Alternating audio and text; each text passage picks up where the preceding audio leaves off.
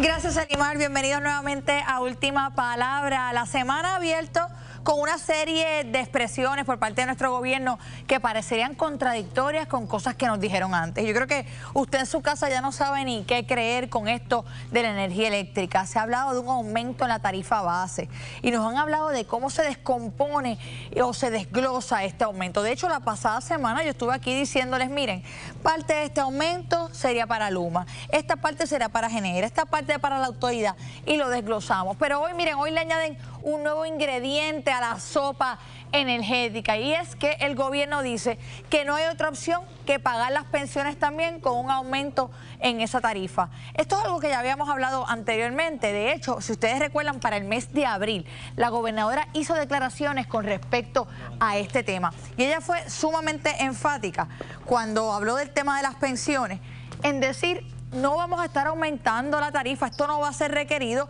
Y en aquel momento pidieron el dinero prestado del Fondo General, aun cuando la Junta estaba diciéndoles, mira, si no lo puedes cubrir, tienes que al menos buscar de dónde lo vas a sacar o aumentar inmediatamente la tarifa. ¿Qué pasa? En aquel momento la gobernadora Jennifer González hizo unas expresiones con respecto a no subir esa tarifa, las cuales no quiero que no se lo creo porque yo se lo digo, vamos a escucharlo de su boquita de comer. Adelante. Nosotros vamos a conseguir los fondos para estas pensiones hasta junio y vamos a buscar cómo de manera permanente podemos atender esto. No hay necesidad y nosotros no estamos pidiendo un aumento en la factura de luz. Ya lo escucho ahí de la propia boca de comer de la gobernadora, no estamos pidiendo un aumento en la factura, lo iban a buscar en algún lugar, pero más allá de eso ya lo reiteró nuevamente el 9 de abril. Pero hoy, de repente, ¿qué nos dicen? Que no hay otra opción. Por voz del secretario de Asuntos Públicos, Irán Torres Montalvo, nos han dicho que va a ser necesario hacer este aumento en la tarifa para pagarle a nuestros pensionados de la Autoridad de Energía Eléctrica. Escuchemos lo que él tuvo que decir. Es la Junta quien obliga a la Autoridad de Energía Eléctrica a que haga esta petición de este aumento, porque es la única forma viable de que podamos alcanzar unos fondos para nutrir el sistema de retiro de los 12.500 empleados retirados de la Autoridad de Energía Eléctrica de manera permanente y de manera responsable. ¿Ustedes apoyan el aumento? La realidad es que pues no teníamos más ninguna otra opción.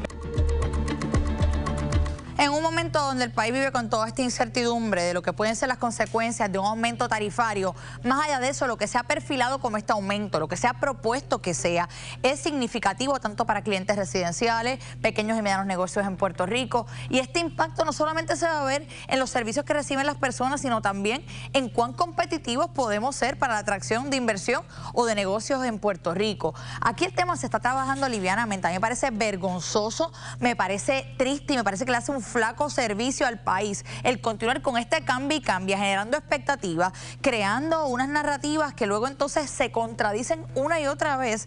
Y más allá de eso, me parece que es sumamente injusto lo que se está haciendo en esta ocasión con nuestros pensionados durante este proceso. Pero no se queden con lo que yo tenga que decir. Vamos a estar hoy con Ángel Figueroa Jaramillo, con Irisdelia Matos Rivera, vicepresidenta de la Asociación de Jubilados de la Autoridad. Bienvenidos a ambos. Un placer estar aquí. Un placer. Bienvenido. Estaremos con ambos hablando de este tema y veremos si tienen la última palabra.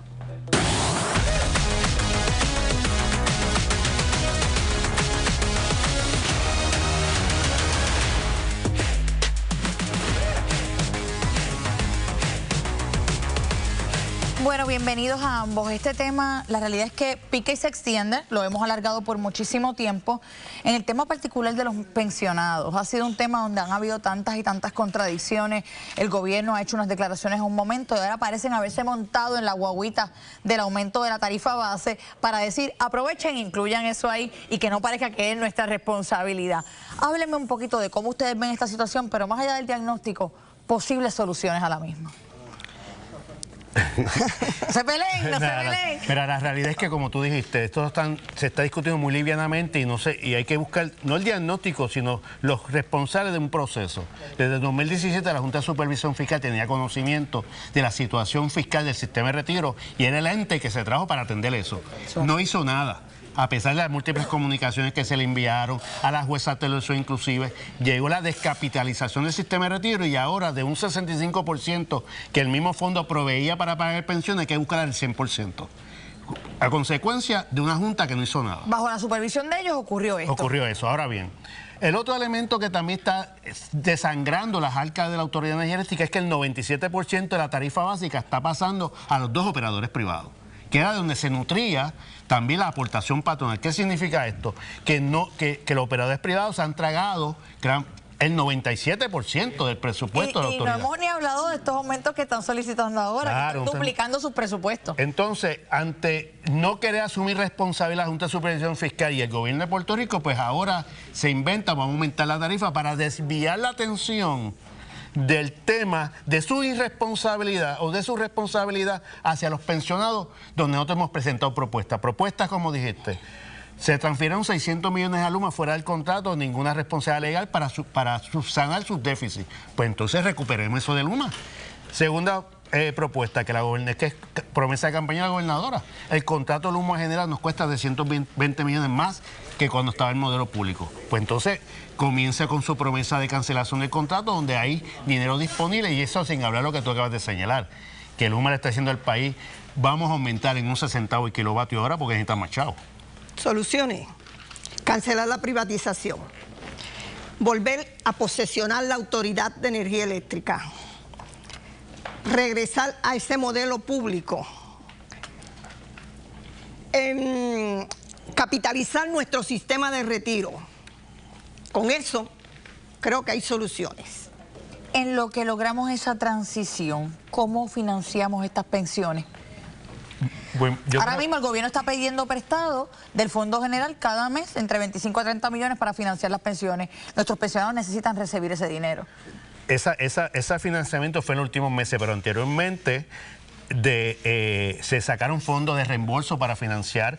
El sistema de retiro desde el 2023 tiene este problema, por lo tanto llevamos 2 años buscando alternativas. Yo te aseguro que de la misma forma que aparecieron 1.000 millones para dárselo a Luma para llenar su fondo, aparecerá el dinero disponible hasta que se reestructure la deuda, porque es otro elemento. Como encuentran millones cada vez que les hacen falta, porque encontraron para un rescate financiero de los municipios, han encontrado cada vez que tienen que poner un parcho, los millones aparecen como cuando uno encuentra un billete de 5 en la secadora, pero ellos aparecen de millones en millones. Más allá de eso, a mí lo que me parece absurdo es esta idea, como si los pensionados de la autoridad no consumieran energía eléctrica. O sea, que ellos van a pagar 2 veces su retiro. Lo pagaron ya, se les retuvo en sus cheques y ahora van a pagar el aumento de 1.8 o 2 centavos el kilovatio hora para pagar otra vez por su pensión, o les van a dar una exención de pago que los pensionados de la autoridad no paguen energía eléctrica porque nos van a pagar 2 veces su pensión. Triste es que uno deposite un dinero en una cuenta y esté durante 30 años, 35, 40 años tuvieron compañeros pagando ese fondo, y el día que tú los necesites te digan, mira, los fondos no están, y tú le dices al banco, ¿y qué pasó con mi fondo? Nosotros no tenemos que pagar la mala gobernanza de rojos y azules, que se ubiquen, no tienen que meterle la mano al bolsillo a los consumidores.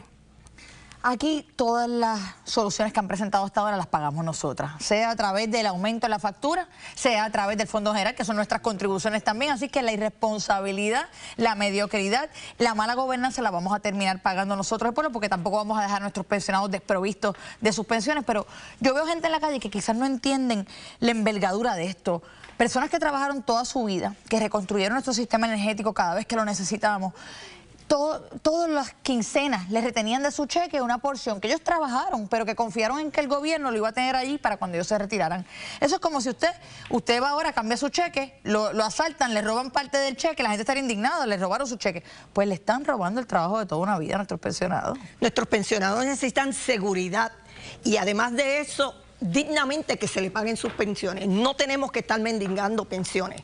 Y Alessandra, creo que es bien importante. El sistema de retiro tuvo una administración sana y responsable. Correcto. Lo que pasa es que cuando la autoridad y el país completo se fue a la quiebra, porque hablan de la autoridad, se fue a quiebra el país entero, el sistema de retiro empezó a financiar la quiebra de la autoridad utilizando las inversiones para pagar las pensiones cuando le tocaba a la autoridad pagar el 35%. Sí, yo creo que el pueblo está muy consciente de que desangraron esos sistemas.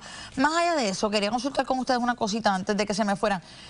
Se están solicitando unos aumentos en la tarifa base, que pueden llegar hasta 10 centavos. De hecho, los bonistas, por otro lado, están pidiendo 10 centavos por 30 años. Estamos hablando de que los costos energéticos en Puerto Rico, no sería sostenible para el ciudadano de a pie. Estamos hablando de que un servicio esencial como es la energía eléctrica sería tan y tan costoso para particularmente las personas que viven bajo niveles de pobreza y la clase media, que son los más afectados que se van a ver. ¿Cómo ustedes ven esta idea de que esto finalmente se aumente el impacto que vaya a tener en Puerto Rico? Bueno, yo no lo veo, porque si eso se da, el país literalmente va a tener la peor crisis económica en tiempos recientes. Pero déjame señalar lo siguiente. La Junta, yo quiero hablar y recalcar a la Junta de Supervisión Fiscal. Cuando empezó a crear todo el ambiente para privatizar, le dijo al pueblo de Puerto Rico que el kilovatio hora tiene que estar en 20 centavos para que hubiera desarrollo económico. 20 centavos. Llegó la privatización, ya vamos por 27 centavos y la Junta de Supervisión Fiscal no ha dicho ni esa boca es mía. Y entonces vemos una propuesta de 11 centavos que para que el país pueda comprender, por cada centavo y kilovatio hora que se aumente son 160 millones aproximadamente que se le saca a los consumidores. Es una cantidad significativa. De 10 centavos está hablando de 1.600 millones al año que se le va a sacar a la economía y a los consumidores. Y aquí aumenta todo, aumentan los huevos, aumenta la luz, pero no aumentan los salarios. Ni las pensiones. Ni las pensiones. Gracias a ambos por estar aquí. Ahora vamos a estar hablando, miren, con Luma, a ver si nos explican por qué están proponiendo estos aumentos y en qué consisten. ¿Cómo está usted? Alexandra, gusto verte. Saludos. Un placer tenerle aquí. El placer es mío. Está con nosotros José Pérez de Luma Energy.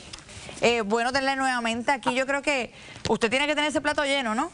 Bastante lleno, pero agradecido siempre de tenerte, de que me tengas aquí y poderle explicarle al país, ¿verdad?, la razón por la petición de revisión tarifaria. Ya habíamos hablado anteriormente y le habíamos explicado al país que ahora teníamos una revisión tarifaria que correspondía para este año, que no se había hecho desde el año 2017. Correcto.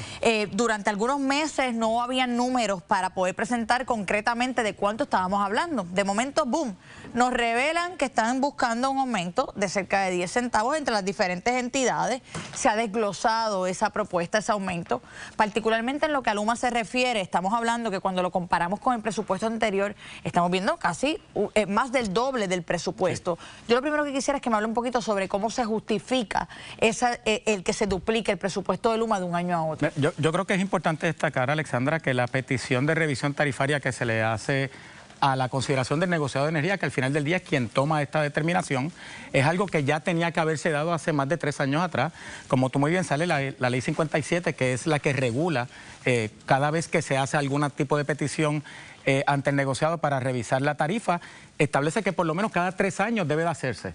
O sea que desde el 2017 estamos ya debiendo una revisión que se tenía que haber hecho por lo menos en el 2020, una primero y otra próxima en el 2023. Por razones ajenas a lo que nosotros podemos hacer, se determinó que no se iba a presentar, no se presentó en el 2020, en el 2023 el negociado de energía determinó que no era el momento para hacerlo. Por consiguiente, lo que hace esto es que atrasa, ¿verdad?, las peticiones que hay que hacer para inversión necesaria y urgente al sistema. No es que haya que hacer una inversión de momento ahora de 1.600 millones de dólares. Qué bueno que usted menciona eso, porque estuve viendo que ustedes dividen esto en 2 escenarios. Hay una petición para un escenario, lo que le llaman el escenario óptimo, y el otro es el restringido. Correcto. ¿Cuál es la diferencia entre uno y otro? El negociado nos estableció, esto es a petición del negociado, cuál es la inversión óptima para decir en los próximos 3 años el sistema debe estar completamente robusto o mucho más fuerte de lo que tenemos hoy. Nosotros entendemos que son unos 1.600 millones, alrededor de 1.600 millones, la necesidad óptima para meterle mano al sistema y arreglarlo de forma tal que podamos decir que estamos orgullosos del sistema. Pero, Pérez, bajo ese escenario óptimo, dice, si aumentamos estos 10 centavos el kilovatio hora y lo pagamos por 3 años, alcanzamos este escenario óptimo donde vamos a reducir los apagones en un 12%. Sí. Eso es 1 de cada 10. Yo prefiero darme un apagón adicional y no me cobren el dinero. Precisamente el negociado nos dijo, me das uno óptimo, que es la necesidad que tú entiendes como operador del sistema, que es lo que hay que hacer urgente, y uno que no es óptimo, que es más o menos la mitad de ese presupuesto para poder atender unas necesidades. ¿Y qué mejora con el restringido? Bueno, el restringido... El óptimo te quitamos un apagón de cada 10 y el restringido hay podamos los árboles. De un 10 a un 8% de diferencia. Ciertamente la cantidad de petición en la tarifa es menor, pero lo que hace es que como quiera la duración y la... el SAIF y el SAIDI, que es la frecuencia y la duración de las interrupciones, puede continuar porque no hay la inversión necesaria que entendemos que hay que hacer. ¿Qué pasa, Alexandra? No se hizo la inversión por décadas, no se hizo, es la realidad. Y eso estipulado. Y es la realidad. Por consiguiente, hay que hacerlo ahora. Si seguimos esperando, lo que no se hizo en el pasado se va a tener que hacer en algún momento, y los sacrificios que se tienen que hacer por parte de todos, no simplemente de Luma, sino por todo el mundo. Nosotros nos incluimos en esto también. Esto es algo de país y todo el mundo tiene que aportar para evitar que, si lo dejamos pasar ahora, en 3 años sea peor la situación y entonces el sistema sigue degradándose. Yo le quiero preguntar, esto de solicitar estos presupuestos, ¿esto funciona como un regateo donde uno empieza con el precio bien alto porque sabe que el otro va a dar la soga para el lado contrario y uno dice, pues déjame pedirle 10 para que por lo menos me den 5 centavos? Esto es algo muy ¿O esto serio. realmente está justificado con gastos y costos operacionales? Esto es una situación muy complicada, muy compleja y muy seria. Nosotros le sometemos ante el negociado de energía la parte que es de transmisión y distribución. Los amigos de Genera hacen la parte de la generación y los compañeros de la Autoridad de Energía Eléctrica hacen la parte de lo que es la autoridad y la parte hidroeléctrica que ellos se encargan. Y en adición, el Estado pues solicitó unos 300 millones de dólares adicionales para el pago justificado de los pensionados de la autoridad. Así que nosotros le sometemos el paquete completo, venimos llamados Luma como representantes, ¿verdad?, del sistema completo o mayor, a presentarle todas las partidas al negociado.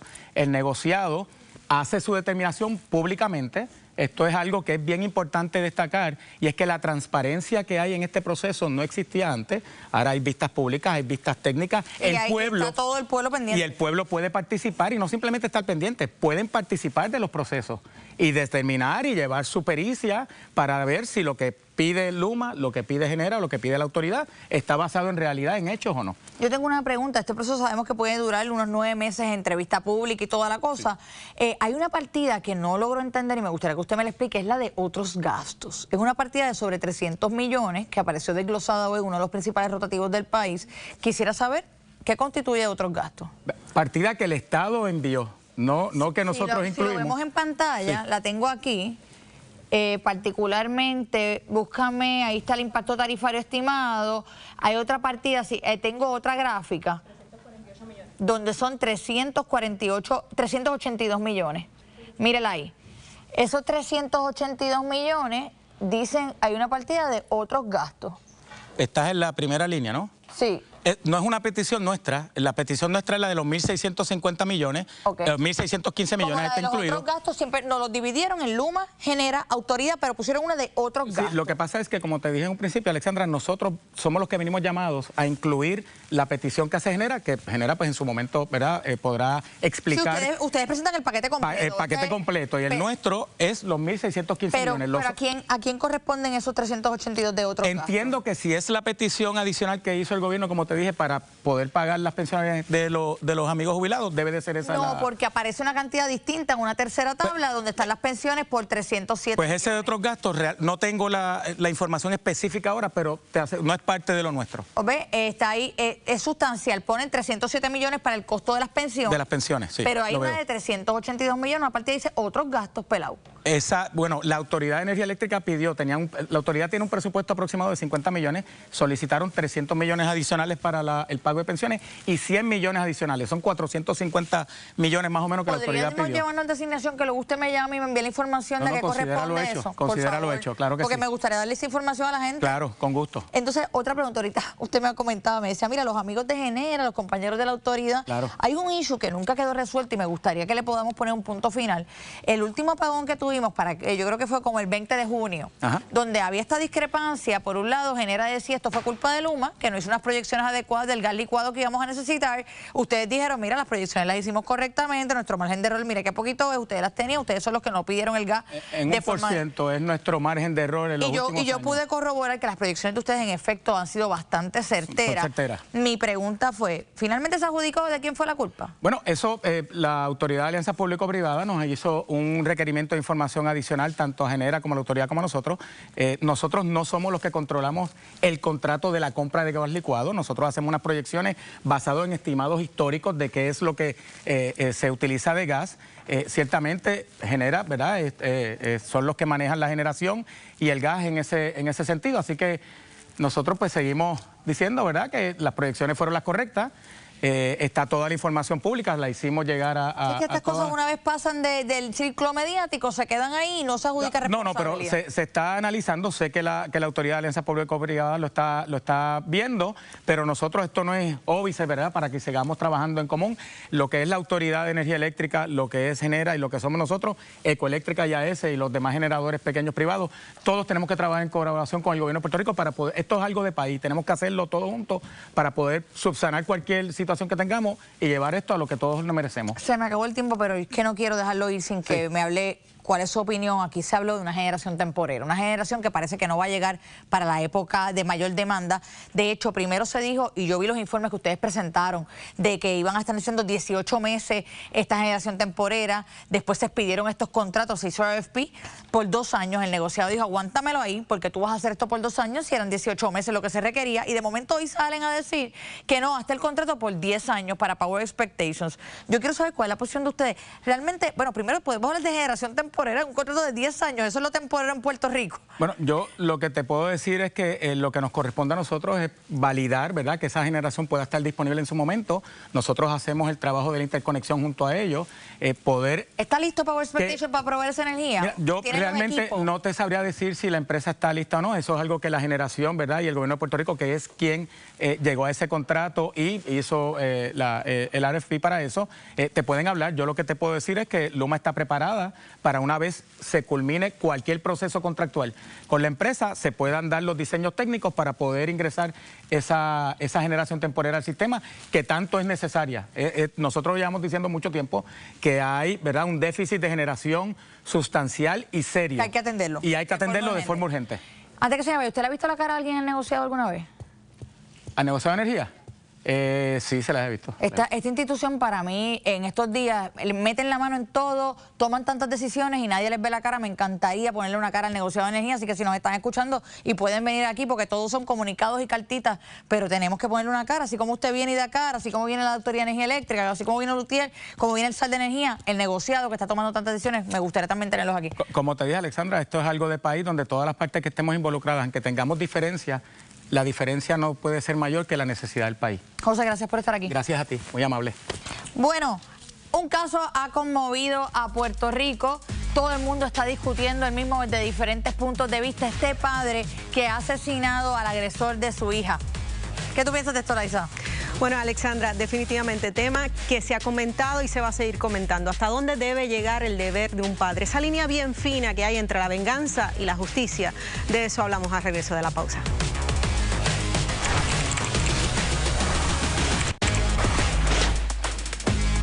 Ya estamos de regreso en Última Palabra. Una hija agredida, un padre que actúa y un país conmovido. ¿De qué se trata? Veamos la historia. Lo hizo por su hija, así lo aseguró don Miguel Ángel González Vargas. ¿Qué fue lo que pasó? ¿Usted la defendió? Sí, señor. El individuo disparó contra un joven de 21 años, provocándole la muerte. Este era el compañero de sentimental de su hija y quien le había propinado tremenda paliza. Yo tengo una hija, tiene 27 años hoy día, y de verdad, hay que tener sangre fría para tú llegar a una escena y encontrarte a tu hija así y tú decir, ay no, voy a ir a llamar a la policía primero. Quitarle la vida a una persona, ¿no?, si se prueba la intención, ¿no?, de quitarle la vida. Ese arrebato de cólera y súbita pendencia lo que hace es que convierte en asesinato en lo que se llama un asesinato atenuado, que es un asesinato con una pena menor a los 99 años, que conllevaría la pena de un asesinato en primer grado con intención de alevosía sin ningún tipo de atenuante, ¿no?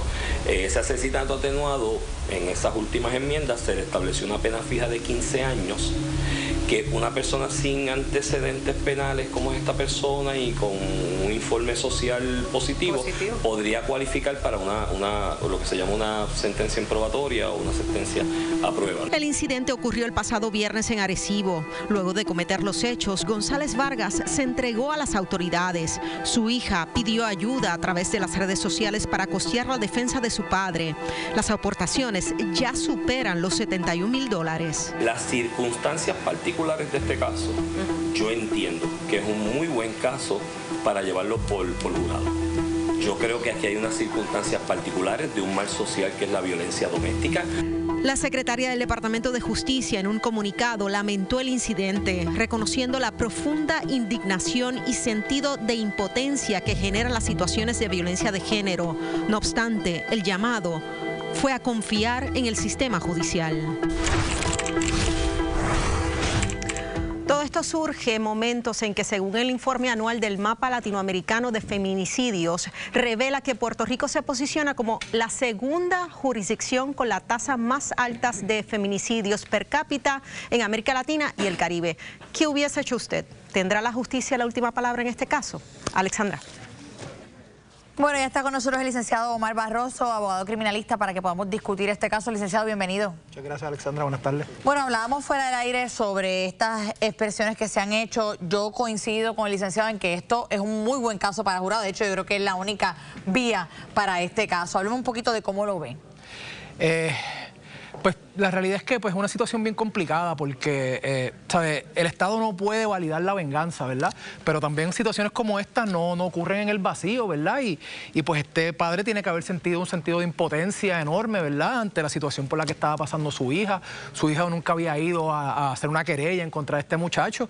Y, ¿sabes? Se puede argumentar que él pensaba que esto era una amenaza continua en la que, ¿sabes? Su hija corría peligro activo, ¿verdad? Y pues en un arrebato de cólera, una súbita pendencia, pues tomó la justicia en sus manos y pues pasó lo que pasó y que es un hecho muy lamentable, pero ¿sabes? Una situación como esa que te le están haciendo daño a un hijo de uno no sabe cómo uno va a reaccionar. Yo creo que eso es lo más difícil de este caso, que vamos a las mismas redes sociales y vemos cómo se ha desbordado el país con esta empatía, poniéndose en el lugar de él y dicen, yo hubiese hecho lo mismo.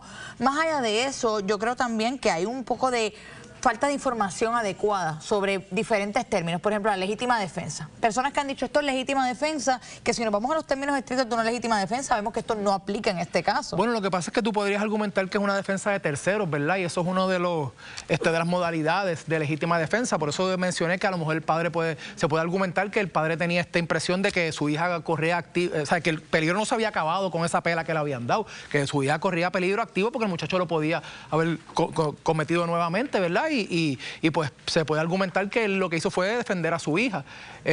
¿Sabes? Eso es una defensa un poco cuesta arriba, pero de que se puede argumentar, se puede argumentar. Hay dos cosas aquí que yo creo que van a ser importantes, detalles que todavía no tenemos. Primero, desde que él se entera que la hija fue agredida, ¿qué ocurrió en ese transcurso? Él andaba con el arma encima, tuvo que irla a buscar, se tuvo que transportar a otro lugar a matar a este joven, porque al final del día el tribunal va a querer determinar si hubo un cooling period, un periodo de enfriamiento, porque un periodo de enfriamiento de por sí entonces permitiría, si hubo tal periodo de enfriamiento y el tribunal determina eso, podrían radicarle por un asesinato en primer grado. Pero es que le radicaron un asesinato en primer grado, pero es que eso es el libro del Ministerio Público, tú sabes, tú radicas por lo más y pues después a lo mejor durante el trámite, pues entonces pues tienes para dónde, tienes con qué jugar, ¿verdad? Y a lo mejor pues puedes ofrecer algo a la defensa, porque también el Ministerio Público, sí, a lo mejor es verdad, esta persona confesó los hechos y los confesó al país entero, pero eso no quiere decir que en un jurado que tú necesitas unanimidad para una convicción, ¿verdad? No hayan varias personas que se identifiquen con este padre de familia, con este padre de esta menor agredida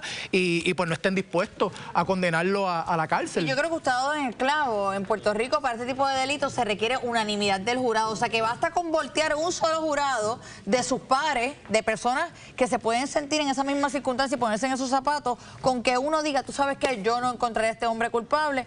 Yo creo que esa debe ser entonces la estrategia legal, pero claro, cuando tienes un asesinato en primer grado y te expones a 99 años de cárcel y te ofrecen una alegación preacordada por un delito menor, pues uno siempre tiene ese riesgo de la convicción. Claro, uno tiene que evaluar si debes comprar el riesgo en ese momento, y la realidad es que el asesinato atenuado no está excluido expresamente por la ley de probatoria, ¿verdad? Que uno podría hacer un argumento de que a lo mejor esta persona podría una sentencia mixta, ¿verdad? Un tiempo en la cárcel y el resto del tiempo en probatoria. Hay muchas cosas que se podrían hacer y aquí hay un caso, esto es un caso que tiene tela para cortar y uno puede defenderlo férreamente, pero la verdad es que si se expone a 99 años uno tiene que pensar bien si vas a tirarte a ver el juicio en su fondo o si vas a llegar a algún tipo de acuerdo. Licenciado, muchísimas gracias por estar con nosotros. Claro, ciertamente lo vamos a continuar discutiendo porque yo sé que de este caso va a dar mucho que hablar en Puerto Rico. Bueno, aún nos queda más. Cuéntanos, Laisa, ¿qué tenemos? Laisa no me va a contar ni qué tenemos. Bueno, pues miren, no se pierdan que al regreso yo vengo con la última palabra de este caso. Así que volvemos pronto.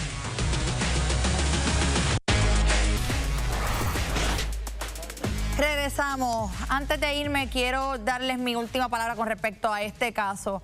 Miren, el tema de violencia de género en Puerto Rico se ha normalizado. La respuesta no está en más policías, no está en cambiar el aparato judicial. Tenemos que reconceptualizar y entender esto. Yo creo que lo más devastador de lo que estamos viendo en tiempos recientes es que no estamos hablando de gente de 50 y pico de años, de 60 y pico de años con patrones de conducta donde una persona ve a otra como su propiedad. Estamos viendo jóvenes de 18, 21, 23 años donde la respuesta a que no pueda ser mía es aniquilarte. No podemos seguir esperando por el gobierno, no podemos seguir hablando de comités y otros mecanismos de emergencia. Aquí nos toca a las madres, a los padres, reeducar a nuestros hijos sobre este tema, porque ya vemos una sociedad que está pivoteando a la violencia ante la desesperanza, un sistema policíaco y judicial que no está haciendo el trabajo. Vamos a continuar dándole duro a este tema. Ahora los voy a dejar con Jugando Pelota Dura.